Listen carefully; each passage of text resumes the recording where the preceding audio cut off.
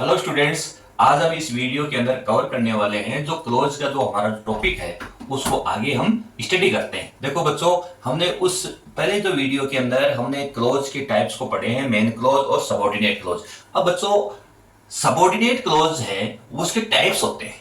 अब कितने टाइप्स होते हैं? एक तो होता है रिलेटिव, जिसको हम दूसरा नेम बोलते हैं एडजेक्टिव, और सेकंड है एडवेरेबल क्लोज ऑफ कंडीशन, और थर्ड है नाउन क्लॉज। अब इनके बारे में, सब के बारे में, तीनों जो सबऑर्डिनेट क्लॉज है उनके हर के बारे में हम इसके स्टडी करेंगे कि रिलेटिव जो क्लॉज क्या होता है, एडोरेबल क्लॉज क्या होता है और नाउन क्लॉज क्या होते हैं, इनसे क्वेश्चन किस प्रकार से पुटअप किए जाते हैं, हम इसके बारे में स्टडी करेंगे। देखो, रिलेटिव क्लॉज क्या होता है? It is a subordinate clause. ये आपको पता है कि ये सबऑर्डिनेट क्लॉज होते हैं, यानी जो थ्री टाइप्स के ये जो क्लॉज हैं ये क्या है? सभी सबऑर्डिनेट क्लोज है, विच स्पेसिफाइज या gives information about a person और थिंग्स। जो क्या करते हैं? हमें किसी व्यक्ति या किसी वस्तु के बारे में इंफॉर्मेशन देते हैं। इट कम्स आफ्टर नाउन और प्रोनाउन। इनका यूज हमेशा कब होता है? नाउन और प्रोनाउन के बाद में होता है। इट मीन्स वी कैन से कि क्या होता है कि जो नाउन या प्रोनाउन के बाद में हमेशा कौन आएगा? हु आएगा। ये जो रिलेटिव जो क्लोज है उसका यूज किया जाएगा। ठीक है, अब देखो, इनमें सबसे पहले हम रिलेटिव जो प्रोनाउन है या रिलेटिव जो क्लोज है, यहां पे प्रोनाउन का यूज हो गया तो उन्हीं के बारे में पढ़ेंगे। रिलेटिव प्रोनाउन, तो उनके बारे में हम पढ़ते हैं, उसके बारे में क्या करेंगे? हम स्टडी करेंगे।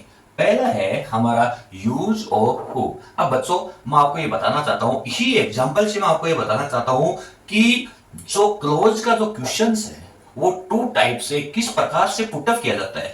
एक पहला है कि हमारे क्या है कि टू सेंटेंस गिवन होते हैं और यहां ब्रैकेट के अंदर जिस भी रिलेटिव प्रोनाउन, जिस भी क्लोज का जो यूज करना हो, वहां पे ब्लैंक्स जो ब्रैकेट है उसके अंदर उसका यूज किया होता है, वहां लिखा हुआ मिलता है और उसको क्या करता है? दोनों सेंटेंस में आपको एडजस्ट करना है। ठीक है। सेकेंड होता है फिल इन द ब्लैंक्स। दोनों टाइप्स हैं। हर जो रिलेटिव जो क्लोज है जो हम स्टडी करेंगे, उन दोनों एक्सरसाइज के दोनों टाइप्स को मैं साथ में लेके आपको समझाता रहूंगा। देखो बच्चों, यहां सबसे पहले है किसका है? Use of who. ये क्या है? For persons in nominative case. Nominative case का मतलब हम कह सकते हैं कर्ता कारक के रूप में इसका यूज होता है। अब देखो, डायरेक्टली मैं आपको एग्जाम्पल से समझा रहा हूं। यहां आपके लिखा हुआ मिलेगा, the man should me vegetables he has left Ajmer now. अब आपको क्या करना है बच्चों? यहां यदि ब्रैकेट के अंदर हु का यूज करना है, हु लिखा हुआ है, तो आपको देखना है कि हु का यूज कहां होता है? पर्सन्स के लिए किया जाता है। क्लियर बात? अब पर्सन्स आप देखो, फर्स्ट सेंटेंस में देखना है सब्जेक्ट और यहां वेजिटेबल्स। अब वेजिटेबल्स है वो अलग है, यहां पर्सन क्या है? मैन। तो आपको क्या करना है कि जहां आपको पर्सन दिखाई दे उसके बाद में किसका यूज करना है? हु का। हम इसको लिखेंगे, देखो बच्चों, द मैन हु। क्लियर? अब आपको क्या करना है? यहां इस सेंटेंस को आप छोड़ दो एक बार। आप यहां देखो, फिर आपको दूसरे वो आइडेंटिफिकेशन नहीं कर बताऊं कि यहां पे दूसरे सेंटेंस के सब्जेक्ट को देखना है कि वो किसके लिए इंडिकेट हुआ है। ही हैज लेफ्ट इट। अब वो अजमेर अभी किसने छोड़ा है? आदमी ने, मैंने। तो आपको कहने का मीनिंग ये हो गया कि इसके तुरंत बाद में आपको क्या करना है? हु का यूज करना है। फिर क्या बच गया? Has left Ajmer now. Clear? The man who has Ajmer left Ajmer now, comma, first sentence rest क्या है? Sold me vegetables. Vegetables. Clear?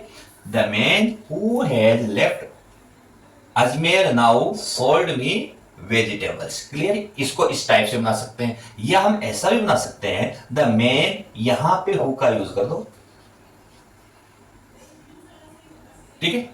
The man who sold me vegetables, यहां पे वेजिटेबल्स का यूज करते ही कोमा का यूज करो और ही को इरेज कर दो और हैज लेफ्ट अजमेर नाउ, उसका यूज भी कर सकते हो। सेकंड देखो बच्चों, I met Sovan, he was a bus conductor. यहाँ ही का यूज हुआ है। आई यहाँ क्या है, प्रोनाउन है। सोवन क्या है, नाउन है। वो तो ही का यूज किसके लिए हुआ, आई के लिए तो हुआ नहीं, सोवन के लिए हुआ है। तो आपको क्या करना है, ये तो देखो सब्जेक्टिव फॉर्म में होता है और ये ऑब्जेक्टिव है। आपको क्या करना है, आई मेट सोहन हु।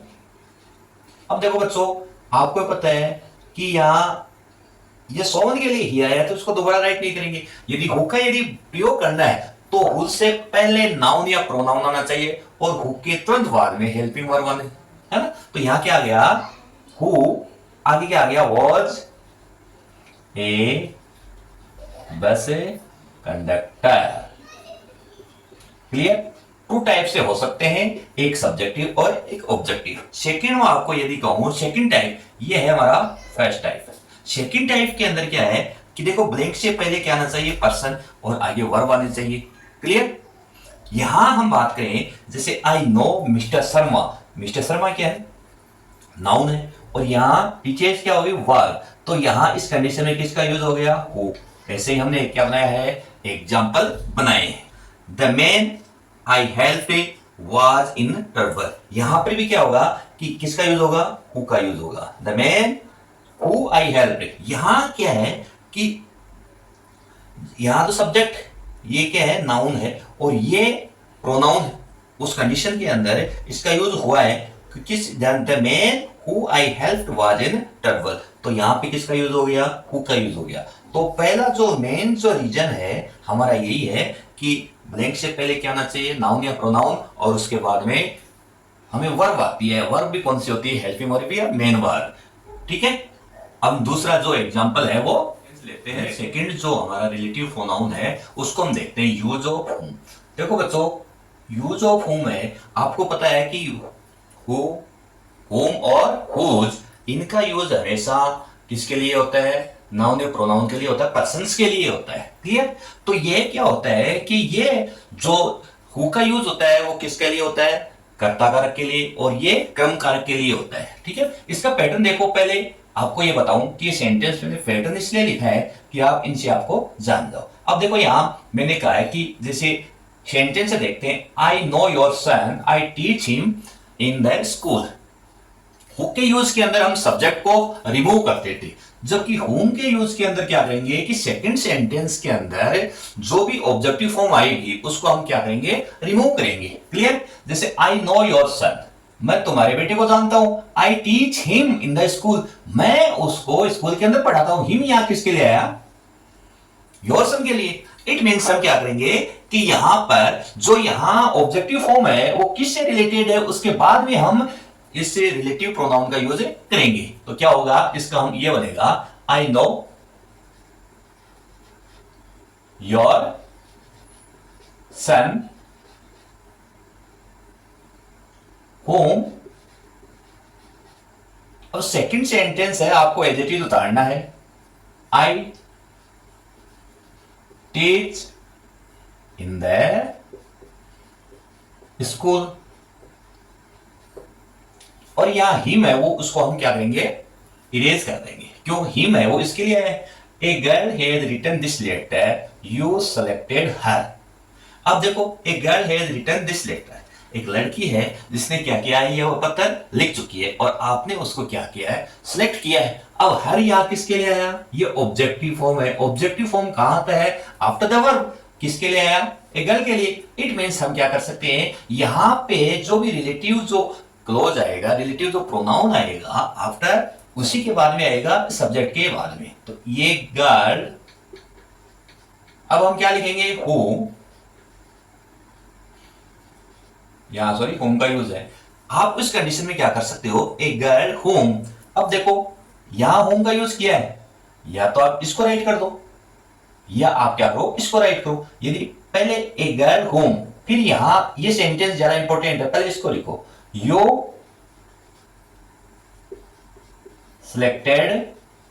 ठीक है। अब इस सेंटेंस के अंदर क्या बचा, has written this letter, has written this letter.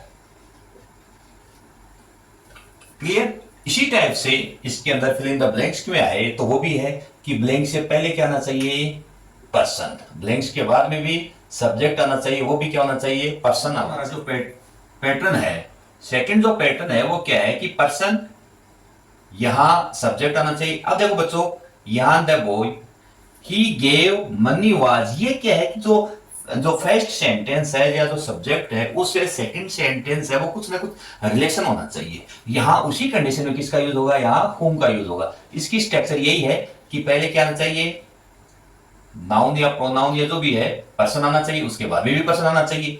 The girl home you teach is my daughter, जो लड़की है आपने उसको पढ़ाया वो मेरी क्या है, बेटी है। इन दोनों सेंटेंस से, इनसे जो सब्जेक्ट है उससे रिलेशन बताना चाहिए। उस कंडीशन में किसका यूज हो गया, होम का यूज हो गया, और इसकी स्ट्रक्चर के अंदर ये है। अब बच्चों जो हमारा थर्ड है वो क्या है, हुज का यूज। अब देखो हुज भी क्या है कि हु का ही फैमिली है, को हुम और हुज। ये भी क्या है कि for persons in possessive case के अंदर इसका यूज होता है। पजेसिव केस का मीनिंग हो गया कि सेंटेंस के सेकंड सेंटेंस के अंदर जो पजेसिव फॉर्म होती है, जैसे आई का माई है ना, यू का योर है, ही का हिज है, सी का हर है, देर है, ये यदि आए तो वो कौन से हो गए, possessive form. Hari made the doctor yesterday, his mother is ill. आपको ये सेंटेंस है, यहां यस्टरडे टाइम एडवर्ब है, आपको ये देखना है कि किसके साथ में होएगा। अब हरी मेड द डॉक्टर यस्टरडे, हरी है कल डॉक्टर से मिला, उसकी माता, किसकी माता, हरी की माता, तो इसका मतलब हरी के बाद भी तो यूज होगा। तो आपको क्या करना है, हरी, ठीक है, हरी। अब आगे क्या लिखोगे, whose mother is ill.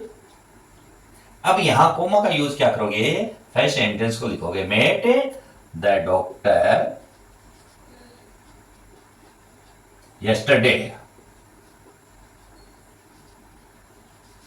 Yesterday. Clear. इस टाइप से आप इसको हम बना सकते हैं। अब यदि आप ऐसा करोगे, ऐसा भी हो सकता है कि यहां हम लिख सकते हैं हरी, यहां हरी हुज मेड, इसे तो बनेगा नहीं यहां, तो यहां इसी के द्वारा इस सेंटेंस के पैटर्न से वो सबसे बेस्ट रहेगा।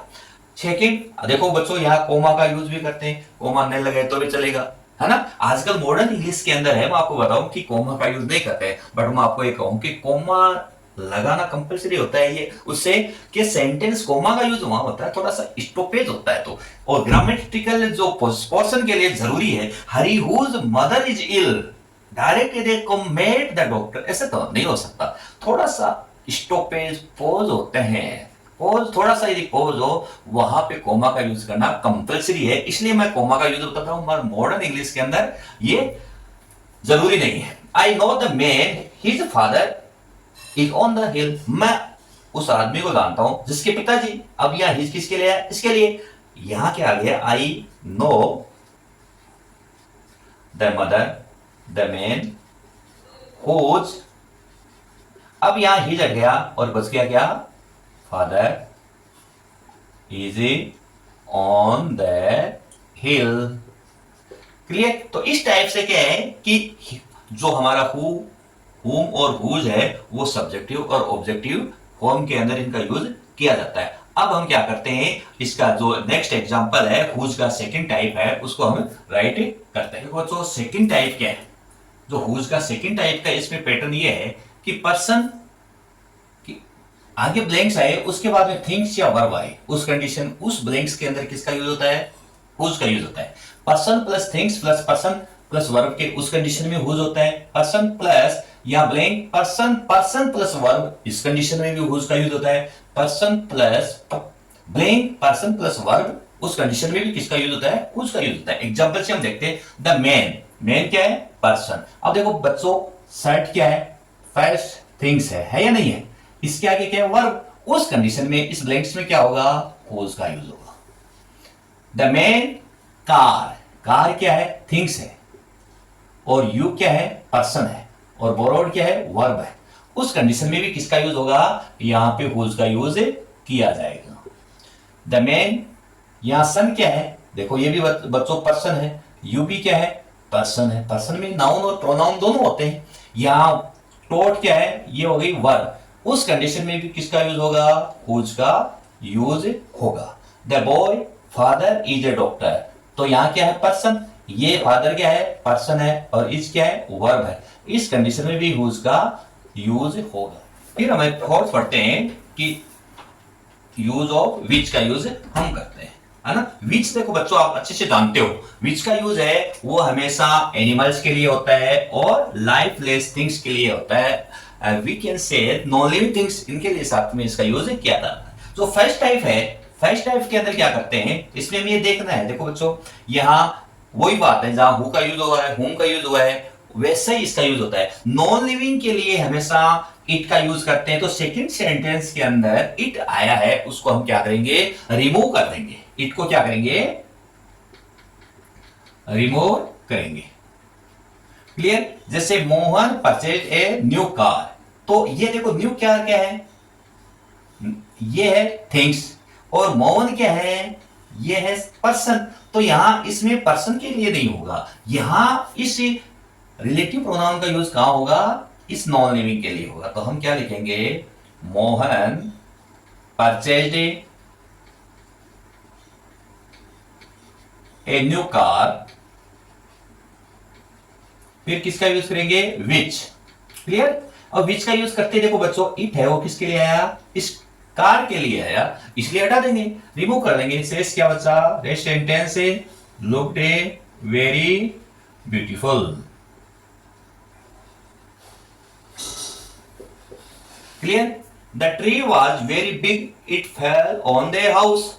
अब यहां देखो इट किसके लिए आया, इस ट्री के लिए आया, तो ये सब्जेक्टिव ऑब्जेक्टिव में वैसे के वैसे ही होते हैं जो हमने ऊपर पढ़े। तो यहां ट्री, द ट्री, और ट्री के बाद में हम किसका यूज करेंगे, विच।